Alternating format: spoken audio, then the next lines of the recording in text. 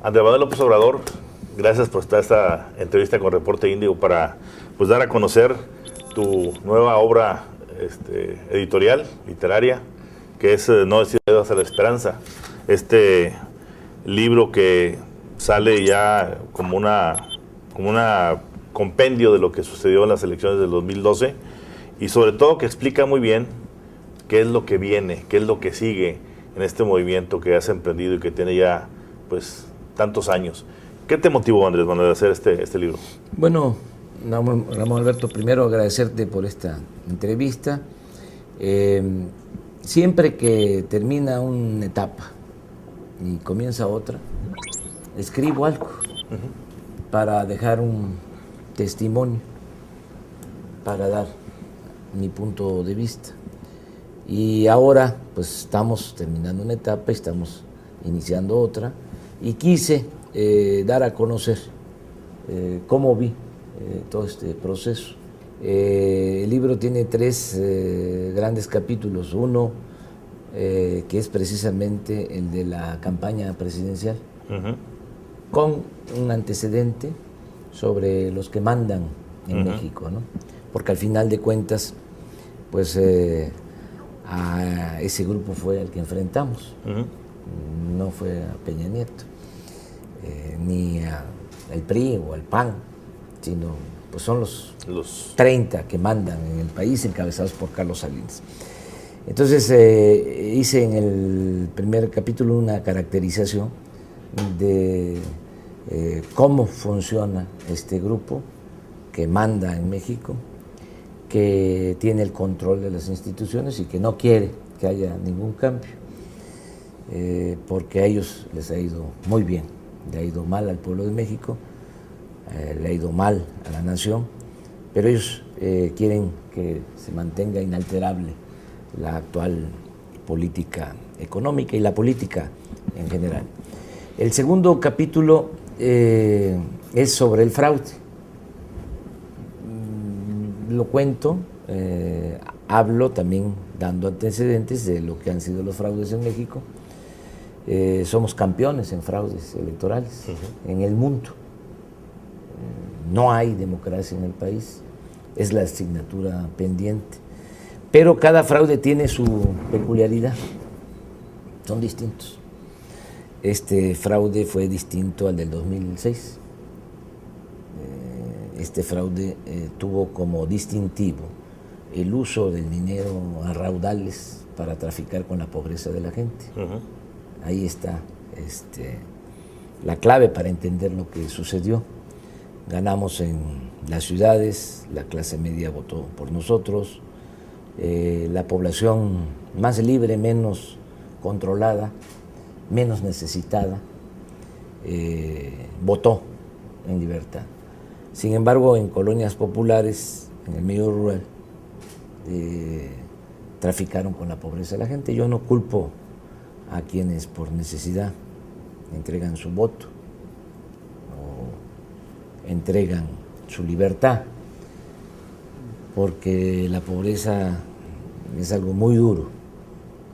No es sencillo o es fácil o relativamente fácil decir no vendas tu dignidad, no vendas tu libertad, no vendas tu voto, no vendas tu voluntad, pero cuando se está pensando en comer, en sobrevivir, pues la situación es distinta. Aquí la perversidad está en quienes trafican con la necesidad de la gente, quienes primero empobrecen al pueblo, porque ellos son los dueños de la fábrica de pobres en el país, y luego se valen de esa necesidad para obtener los votos y mantenerse en el poder. Y el tercer capítulo, en efecto, yo coincido contigo, es el mejor, porque es el de ver hacia adelante. El que siente el horizonte de la esperanza. Así es, o sea, y así se llama el libro. No decir adiós a la esperanza, porque después de un fraude queda mucha tristeza, desencanto, frustración, y tenemos que entender que son procesos lentos, difíciles, pero sublimes, fundamentales en la historia de los pueblos. Lleva tiempo, pero se puede De hecho, el objetivo. tú mencionas a lo largo del libro hay varios ejemplos. Por ejemplo, mencionas el ejemplo de Madero, que fue insistente, consistente con buscar el momento que no fue exactamente el momento que él hubiera querido, sino en otro momento, y pasó lo que pasó. Tú dices, hablas mucho de asimilar la derrota, de resistir, de avanzar, de caer y levantarse. Sí. O sea, tú ya tienes asimilado, lo veo en el libro, un proceso en el que tú estás sintiendo que cada paso que das no es un paso para atrás, así lo entiendo, sino es un paso hacia adelante, aunque mucha gente piense que son derrotas, no son derrotas, que es un construir un camino para. Sí, no es en vano luchar por un ideal, nunca. A ver, mucha gente me llama la atención dos cosas. Uno, repites la palabra esperanza respecto a tu último libro, que se llamaba Entre la historia y la esperanza. Sí, es que es interesante porque fíjate que escribí ese libro, Entre la historia y la esperanza, en 1995. Exacto. En Tabasco. Un año después, o algo así, Clinton escribió un libro que tituló Entre la esperanza y la historia. Sí, y el mío es Entre la historia y la esperanza, y fue antes. Pero fue con Tabasco. En Tabasco, en el 95. Curiosamente, hoy Tabasco ya está en manos del PRD y de Arturo Núñez. Sí, por eso... Ratifica lo que estás diciendo. Así es, porque hay una parte del libro que incluso reproduzco en ese libro que escribí en el 95, en donde hablo de que fue muy difícil iniciar en el 88 en Tabasco, no había oposición. Decían que era darnos contra la pared, porque no había tradición democrática, no había tradición opositora, no es Nuevo León, que lleva más tiempo, ¿no? En el movimiento democrático. Tabasco era pues tierra del PRI, predominaba en absoluto el PRI. Y aún así pusiste el Senado contra la pared, porque recordemos la famosa negociación entre Madrazo y Zedillo, frustrada por Beatriz Paredes. Sí. Pero fue iniciar, trabajar, organizar, recibir reveses, levantarnos. Esa es la fórmula. Claro. ¿Sí? Y finalmente ganar. Y no perder la fe. Y hasta la victoria, ¿no? No perder la fe, no perder las esperanzas y seguir adelante. Y hay algo en el libro que es importante, ¿no? Yo creo que podríamos decir que es la tesis. Que en todo este proceso se busca un ideal. Pero en la búsqueda de ese hermoso ideal, de que triunfe la justicia sobre el poder, se van obteniendo victorias parciales. Y lo más importante, no solo es lo político, esto de que después de 83 años en Tabasco ya va a gobernar el movimiento democrático. O sea, eso es importante, pero lo más importante es el cambio de mentalidad. Cómo la gente va cambiando.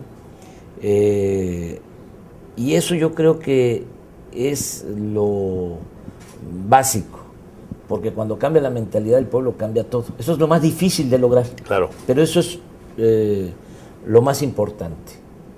Entonces, en este proceso se va haciendo conciencia, ¿sí? Se hace camino al andar, diría el poeta. León Felipe. Sí, León Felipe. Y esto debe de asimilarse. Debemos de pensar que lo que estamos haciendo, si no logramos el ideal, el objetivo fundamental, la bella utopía de que haya justicia y que haya una verdadera democracia, vamos a dejarle avanzado el camino a las nuevas generaciones. Claro.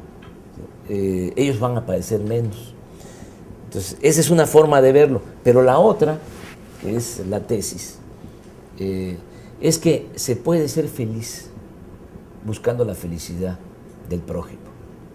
O sea, ya asimilemos de que si nuestra existencia la dedicamos a servir a los demás, podemos ser felices. A ver, me llama la atención, Andrés Manuel, el espíritu que sigue permeando y más intensamente a lo largo del libro respecto al factor que mencionas de la felicidad.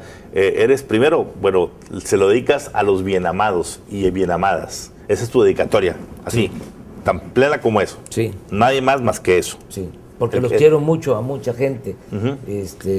Luego, a lo largo del libro, mencionas citas, pasajes bíblicos, el Antiguo Testamento, citas a Buda, permea mucho ese asunto, digamos así, espiritual, dentro del movimiento. Es que es fundamental, es lo que nos mueve y es lo que puede llevar a una auténtica, a una verdadera transformación. O sea, el que se entienda que podemos vivir, o que venimos al mundo, a esta tierra, a servir y no a que nos sirva. Exactamente.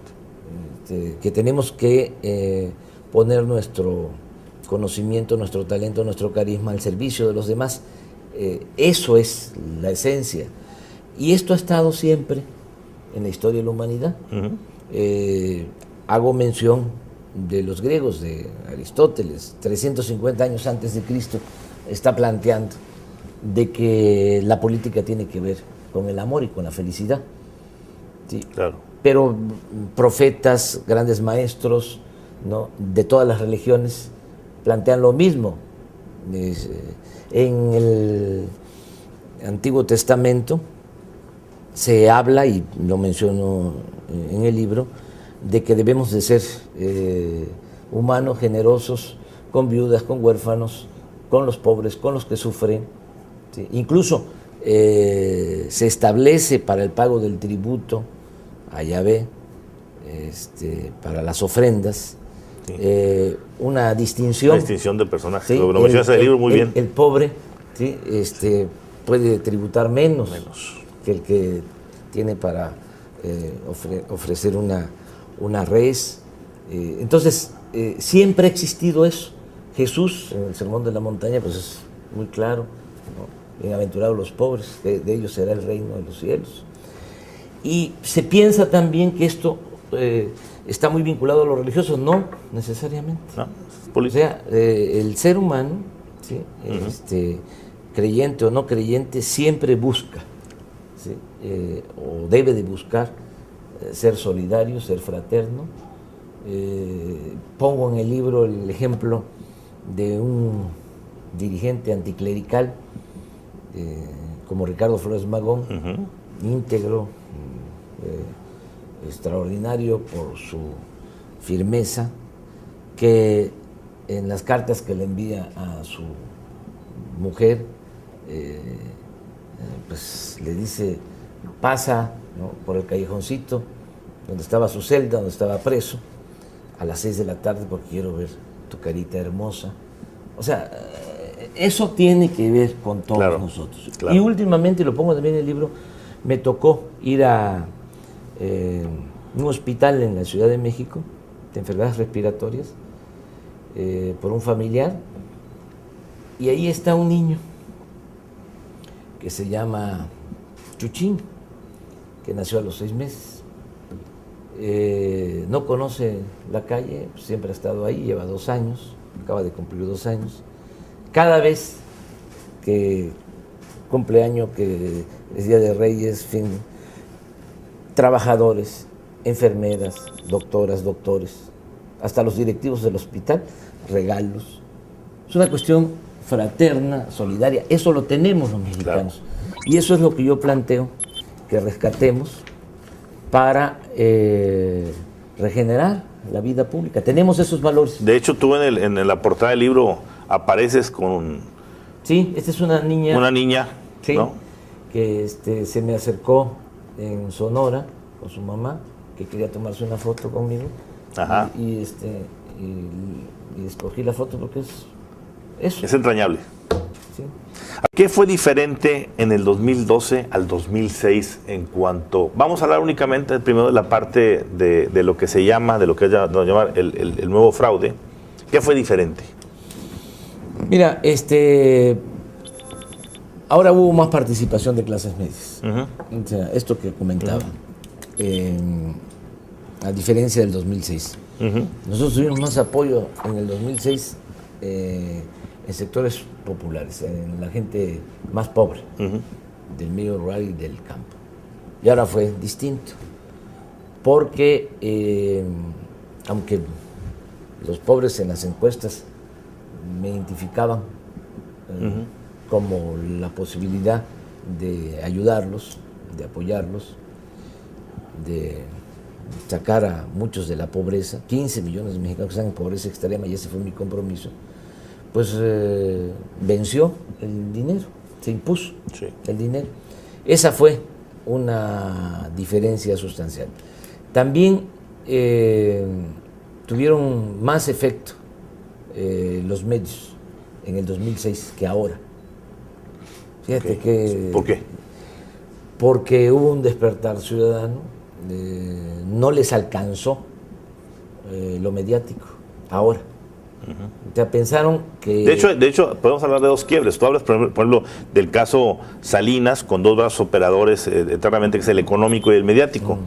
En el económico empresarial, por ejemplo, tuviste un grupo importante de empresarios que te apoyaron. Sí. Y en la parte mediática hubo más medios que se abrieron o que decidieron contar lo que estaba pasando. Sí, hubo más libertad.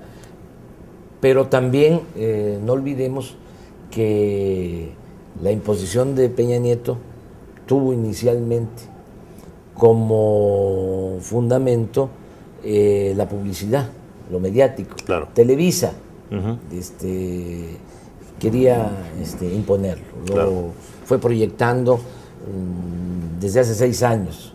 Hicieron toda una telenovela con Peña Nieto, con actrices, actores, todo lo que ya sabemos. Y ellos pensaron que con eso era suficiente. Y no les funcionó. Claro. Tuvieron que recurrir a la compra del voto. Sí. O sea, no funcionó del todo lo mediático. Se cerró demasiado el diferencial entre... Sí, llegó el momento en que estábamos nosotros arriba y tomaron la decisión de comprar los votos. Claro. Millones de votos. Entonces, esa es una característica, cosa también importante, porque se ha llegado a pensar, y fue un acto de prepotencia, ¿no?, el pensar de que con la televisión iban a poner al próximo presidente de México. Sí, lo impusieron, ¿sí? Pero tuvieron que recurrir al dinero.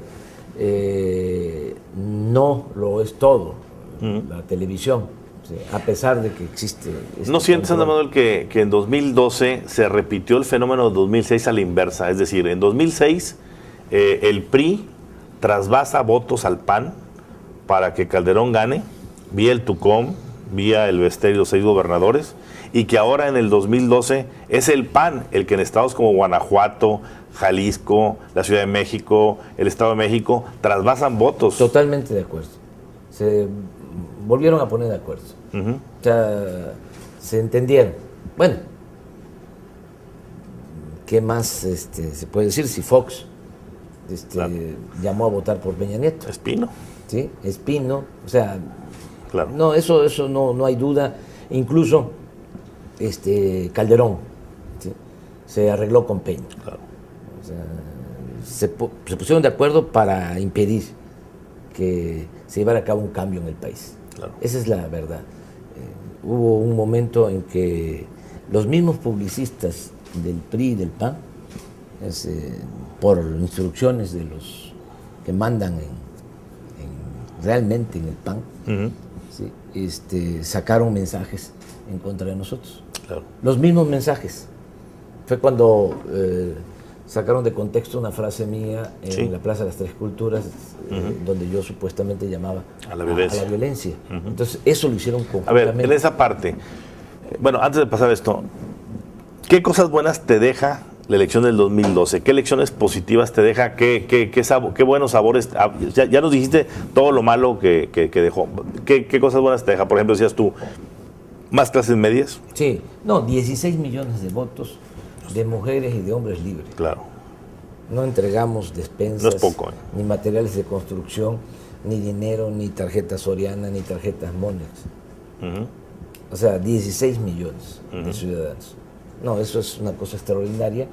Es un capital político importantísimo. Sí, porque también puedo decir, y sin duda y sin ofender a nadie, que es el sector de la población más politizado de México. Claro, claro. O sea, entonces eso es lo extraordinario y es lo que nos indica que por ahí tenemos que ir. O sea, necesitamos seguir avanzando para crear más conciencia. La diferencia, y esto también lo planteo en el libro, entre nuestro movimiento que quiere una transformación por la vía pacífica y un movimiento armado, es que un movimiento armado pues solo requiere de que estén conscientes, un grupo, una vanguardia, Claro. ¿sí? No toda la sociedad. Un movimiento como el nuestro, que busca la transformación por la vía pacífica, requiere de que todo un pueblo, ¿sí?, esté consciente. Sí. Y esa es la labor que tenemos que seguir haciendo. Pero la pasada elección demostró que sí se puede, porque todo esto lo logramos de manera conjunta. Jóvenes convenciendo a sus padres, maestros convenciendo a sus alumnos, médicos que en sus consultorios convencían a sus pacientes, el papel de los empresarios, el papel de Monterrey. ¿Cuál fue el papel de Monterrey? Fundamental, porque se abrió la posibilidad de la comunicación con los empresarios, quitar los miedos, toda esta campaña en contra mía de que era yo un peligro para México, que era yo Chávez, todo esto yo lo podía explicar y decir, no es cierto, pero necesitaba yo gente, ¿sí?, que me ayudara a convencer a otros. Claro. El caso, por ejemplo, de Alfonso Romo fue extraordinario, me ayudó muchísimo, nos ayudó mucho. Me entrevisté, eso lo digo en el libro, con Romo, no lo conocía, me entrevisté hace como un año con él, comimos, me llamó la atención su forma de ser, es un hombre con mucha pasión. Y alguien que había operado en tu contra en el pasado. Sí, que de los que pensaba que yo era un peligro para Claro. México. Hablamos, nos pusimos de acuerdo, entendió de lo que se trata, que es un cambio que conviene a todos, que es la renovación de este país, que es sacar a México del atraso en que se encuentra. Nos volvimos a reunir, le pedí que me ayudara, decidió hacerlo y digo en el libro que me puse a pensar por qué un hombre así, con recursos económicos, con una posición cómoda, decidí ayudarnos y ahí explico que la única respuesta, puedo estar equivocado, Genética. es la cuestión de los genes, de que Alfonso Romo es bisnieto de Gustavo Amadero, y aunque creo yo que los hombres rebeldes, ¿no?, se forman a partir de las circunstancias, en este caso creo que sí son los genes. ¿Y por qué no si los Madero lo arriesgaron todo, hasta la vida, Claro, por defender con arrojo una causa justa? Entonces, por eso Romo, con mucha decisión, se echó para adelante. Yo le agradezco mucho. Y otros empresarios de aquí de Monterrey. Y Monterrey tiene muy buena fama. O sea, si los empresarios de Monterrey ayudan, aprueban algo, claro. ¿sí?, abren las puertas para el país. Y eso fue lo que pasó. Eso sucedió. Me fue bien después en Tijuana, luego en Coahuila, Jalisco, en Mérida. Entonces, Sí. pero por el efecto Sí. de Monterrey. Una onda expansiva de credibilidad y de confianza. Incluso hasta en el tecnológico. Muy bien. Bueno, eso fue ampliamente comentado, Sí. que el que hubiera sido recibido como un rockstar en el TEC de Monterrey, el asunto del Ibero versus la comparación con Peña Nieto, fue también... Sí, las universidades privadas. Sí, claro. Muy bien el tecnológico, muy bien la Ibero, y estuve también en universidades públicas, pero el fenómeno fue el despertar que hubo en las universidades privadas. Claro. El 132 nace Claro. de las universidades privadas, nace de la Ibero. A ver, queda la sensación, en quienes quienes buscaban siempre el conflicto, la confrontación, de que qué va a hacer Andrés Manuel ahora, si irá a lanzar a cuestiones violentas, irá a hacer protestas otra vez públicas, elegirá ahora insurgentes para poner algún campamento, y de pronto encontramos un Andrés Manuel que viene con un libro que habla de mantener la República amorosa, de incrementar toda la situación de la honestidad, de trabajar por el futuro. Es decir, hay una, no quiero decir un cambio, sino simplemente hay una ratificación, pero de otro punto de vista, de un proyecto de más largo plazo. ¿Qué te anima a decirle a aquellos que te querían empujar a hacer cosas disruptivas, a decirles, no, tranquilos, sí, vámonos por este camino? Bueno, son circunstancias distintas. Mira, en el 2006 tuvimos que hacer lo del plantón de reforma, porque si no lo hacíamos, puedo estar equivocado, pero creí en ese momento de que iba a haber violencia. Y lo hicimos para que no hubiese violencia.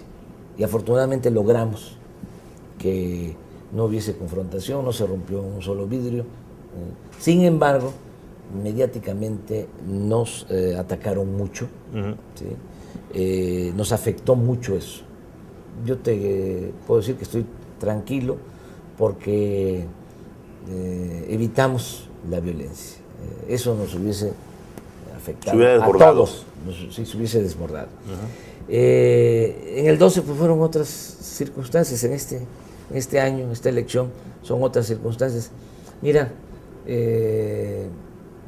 la mayoría de la gente sabe que hubo fraude.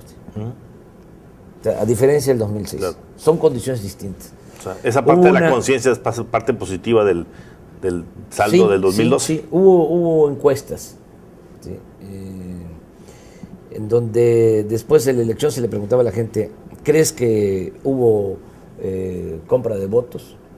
70% que sí. Claro. 70% que sí. Claro. O sea, Peña tiene un grave problema. Un gran reflector social encima de él. Sí, de legitimidad. ¿Qué va a pasar? Se ha hablado mucho de que se puede hacer algún tipo de movilización el 1 de diciembre. ¿Qué hay de eso? Sí, vamos a hacer. ¿Cuál es la intención? Pues que no se consuma en frío la imposición. O sea, pero es un acto de protesta, pero de protesta pacífica. Pacífica, no violenta. En todas las plazas públicas. Muy bien. ¿Sí? Nuestro movimiento ha sido, es y seguirá siendo pacífico. La violencia no es el camino. Claro. La violencia, en vez de destruir el autoritarismo, lo perpetúa. Claro. Sí. Nosotros tenemos que darle la vuelta a la violencia. O sea, lo que quisieran nuestros adversarios es que cayéramos en la trampa de la violencia. Nosotros vamos a transformar al país por la vía pacífica y haciendo conciencia, despertando. Y en ese sentido, tú has hecho un hito en este momento al decir que has de alguna manera te has segregado ya de los partidos tradicionales de izquierda para fundar Morena. Es decir, estoy dedicado a eso. Exacto. ¿Qué pasó con los partidos que de una u otra manera te apoyaron para estar aquí y de pronto dices tú, ya no con ellos, ahora con esto? ¿Qué pasa? Pues mira, yo me deslindo de los partidos progresistas en muy buenos términos, ¿sí? Pero hablé con los dirigentes, les expliqué. Yo creo que necesitamos hacer algo nuevo, que se requiere algo distinto. Y en ese sentido creo que tenemos razón, porque ahora que se está consultando a la gente si quieren que Morena se convierta en partido, la mayoría quiere que sean partido, y es aparentemente una contradicción. ¿Cómo es posible que teniendo tan mala fama los partidos, ¿sí? Por distintas razones, ganada a pulso por los dirigentes corruptos, pero también inducida por los que mandan, que se lavan las manos en los partidos, echando la culpa a los políticos, claro, como si los políticos fueran los responsables únicos de lo que está pasando en México? Los políticos, con excepciones, no son más que achichincles de los que realmente mandan. Pero en fin, hay muy mala fama de los partidos. Sin embargo, la gente, en la consulta que se está haciendo, el 80% quiere que Morena sea partido. La única explicación, Ramón, a esto es de que la gente está pensando de que Morena va a ser distinto, que va a ser una elección limpia. Y ese es nuestro compromiso, el desafío. ¿En cuánto tiempo crees tú que puedas constituir el partido político? Ya, mira, el requisito es tener 60,000 militantes, hacer 20 asambleas estatales de 3,000 militantes por asamblea. Nosotros vamos a hacer 32 asambleas de 3,000 y van a haber asambleas de 10,000, de 40,000 y vamos a hacer una de 100,000. O sea, no hay problema por ahí. Y el año próximo, bueno, el 2014, el IFE tiene que entregar el registro. O sea, tiene que analizar si se cumple con el requisito y entregar el registro. Y se va a participar electoralmente, se puede participar hasta el 2015. Entonces, ese es el ¿Cómo se ve Andrés Manuel López Obrador en 2018? Está lejos todavía. En el libro hablo del tema. Mis adversarios, como es natural, lógico, obvio, quieren que yo me jubile, que yo me retire. Argumentan de que ya estoy cansado, de que ya estoy viejo, me han avejentado. ¿Te quieren mandar a donde dijiste que te ibas a ir? Sí. No me quiero meter en eso, pero da para mucho eso. Claro. La verdad que yo entiendo, ¿no?, que no les guste que yo esté en activo, que me quieran jubilar, pero eso no lo pueden decidir ellos, eso lo tiene que decidir la gente, y a eso me atengo, que sean los ciudadanos los que decidan. Creo que un liderazgo funciona en tanto no existe una organización ciudadana, ¿sí?, para lograr el propósito que se tiene de transformar, en este caso, a nuestro país. Cuando ya existe esa organización, porque eso es lo que estamos buscando con Morena, pues ya ese liderazgo ya no es importante, ya el líder debe de borrarse. Yo voy a luchar toda la vida, eso sí, pero el liderazgo lo voy a ejercer en tanto se tenga una organización ciudadana que tenga como propósito la transformación del país, que sea una organización democrática, que tenga valores, que tenga principios, que tenga ideales. Ya, no hace falta el liderazgo. Y acerca de si voy a ser candidato o no voy a ser candidato de nuevo, pues eso también los ciudadanos, en su momento. ¿No crees que esta acción de Morena pulveriza todavía más la fragmentada izquierda mexicana? No, porque nos podemos reunir en circunstancias que valgan la pena. O sea, si se trata de transformar el país, si se trata de defender a los ciudadanos ante el autoritarismo, porque hay que estar atentos a eso, que estos que llegan son muy dados, ¿no?, al uso de la mano dura. Los que se van, pues también, pero son aprendices, o sea, los que llegan son halcones, para decirlo con mucha claridad, y hay que estar pendiente, defendiendo a medios de comunicación, que son muy pocos los medios de comunicación independientes. Todos los medios, la verdad, los tienen controlados, agarrados, defendiendo a empresarios, defendiendo a los jóvenes, defendiendo a obreros, defendiendo a campesinos, defendiendo a los ciudadanos, que no haya abusos, que no haya autoritarismo, que no se violen derechos humanos, y defendiendo también los bienes de la nación, porque los que llegan van a seguir aplicando el mismo programa de saqueo. Finalmente, ¿qué sabor te queda del sexenio de Felipe Calderón? Un sexenio en el que las cuentas que se plantean en macroeconomía aparentan ser buenas y estables, pero por otro lado traemos 12 millones de nuevos pobres, el doble de ingresos petroleros que lo que se tuvo el sexenio pasado. En fin, ¿qué sabor te queda del sexenio de Calderón? Bueno, pues que se perdió la oportunidad de llevar a cabo una transformación, un cambio, se agravaron las cosas. Calderón llega sin legitimidad porque no gana la presidencia, pero tampoco demuestra capacidad en el ejercicio del poder. No se legitima en el poder, al contrario, produce tragedia, desgracias para millones de mexicanos. Se va con la protección de los que mandan en el país, pero no va a poder vivir con su conciencia tranquila. O sea, eso es lo que puedo decir. ¿Qué esperas? La verdad, no odio a nadie, ni a Salinas, ni a Calderón. Lo compadezco, eso sí, porque no creo que vaya a vivir con su conciencia tranquila. Y para cerrar, ¿qué esperarías de Enrique Peña Nieto como presidente? Muy poco. O sea, es otro,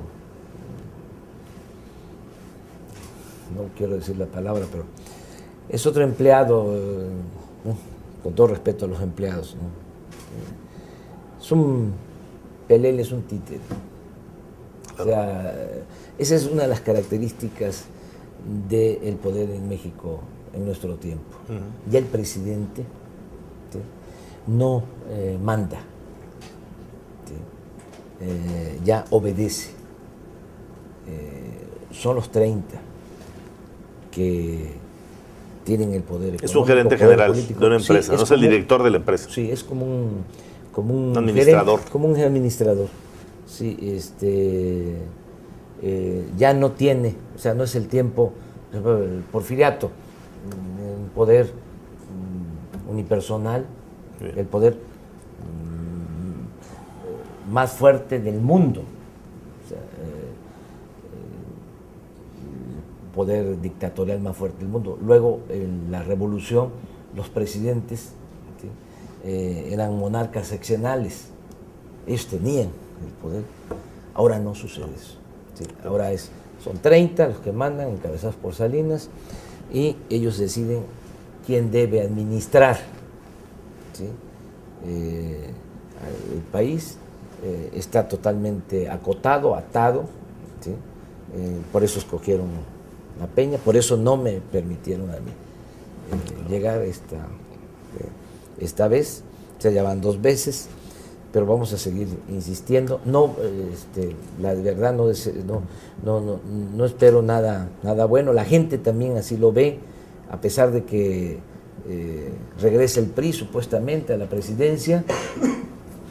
Nadie festeja, hay como duelo nacional, porque el pueblo tiene un instinto certero, sabe que nada bueno se puede esperar, que desgraciadamente va a seguir la pobreza y sobre todo la inseguridad y la violencia por México, ¿no?, por el profundo amor que le tengo a mi patria. Desearía yo estar equivocado. Pero mantienes, a fin de cuentas, la esperanza como elemento. Soy realista y sé de que tiene que haber un cambio verdadero y voy a seguir luchando para eso. Gracias, Noel. Muy amable. Muchas gracias. Dar a conocer cómo vi todo este proceso. El libro tiene 3 grandes capítulos. Uno que es precisamente el de la campaña presidencial, con un antecedente sobre los que mandan en México, ¿no? Porque al final de cuentas, pues a ese grupo fue el que enfrentamos, no fue a Peña Nieto, ni al PRI o al PAN, sino pues son los 30 que mandan en el país, encabezados por Carlos Salinas. Entonces hice en el primer capítulo una caracterización de cómo funciona este grupo que manda en México, que tiene el control de las instituciones y que no quiere que haya ningún cambio, porque a ellos les ha ido muy bien, le ha ido mal al pueblo de México. Ganamos en las ciudades, la clase media votó por nosotros, la población más libre, menos controlada, menos necesitada, votó en libertad. Sin embargo, en colonias populares, en el medio rural, traficaron con la pobreza de la gente. Yo no culpo a quienes por necesidad entregan su voto o entregan su libertad, porque la pobreza es algo muy duro. No es sencillo o es fácil o relativamente fácil decir, no vendas tu dignidad, no vendas tu libertad, no vendas tu voto, no vendas tu voluntad, pero cuando se está pensando en comer, en sobrevivir, pues la situación es distinta. Aquí la perversidad está en quienes trafican. Andrés Manuel López Obrador, gracias por esta entrevista con Reporte Índigo para pues dar a conocer tu nueva obra editorial, literaria, que es No decir adiós a la esperanza. Este libro que sale ya como una compendio de lo que sucedió en las elecciones del 2012 y sobre todo que explica muy bien qué es lo que viene, qué es lo que sigue en este movimiento que has emprendido y que tiene ya pues tantos años. ¿Qué te motivó, Andrés Manuel, a hacer este libro? Bueno, Ramón Alberto, primero agradecerte por esta entrevista. Siempre que termina una etapa y comienza otra, escribo algo para dejar un testimonio, para dar mi punto de vista. Y ahora pues estamos terminando una etapa, estamos iniciando otra y quise la necesidad de la gente, quienes primero empobrecen al pueblo, porque ellos son los dueños de la fábrica de pobres en el país, y luego se valen de esa necesidad para obtener los votos y mantenerse en el poder. Y el tercer capítulo, en efecto, yo coincido contigo, es el mejor porque es el de ver hacia adelante. El que siente el horizonte de la esperanza. Así es, o sea, y así se llama el libro. No decir adiós a la esperanza, porque después de un fraude queda mucha tristeza, desencanto, frustración, y tenemos que entender que son procesos lentos, difíciles, pero sublimes, fundamentales en la historia de los pueblos. Lleva tiempo, pero se puede lograr de hecho el objetivo. Tú mencionas a lo largo del libro hay varios ejemplos, por ejemplo. Le ha ido mal a la nación, pero ellos quieren que se mantenga inalterable la actual política económica y la política en general. El segundo capítulo es sobre el fraude. Lo cuento, hablo también dando antecedentes de lo que han sido los fraudes en México. Somos campeones en fraudes electorales en el mundo. No hay democracia en el país, es la asignatura pendiente. Pero cada fraude tiene su peculiaridad, son distintos. Este fraude fue distinto al del 2006. Este fraude tuvo como distintivo el uso del dinero a raudales para traficar con la pobreza de la gente. Ahí está la clave para entender lo que sucedió.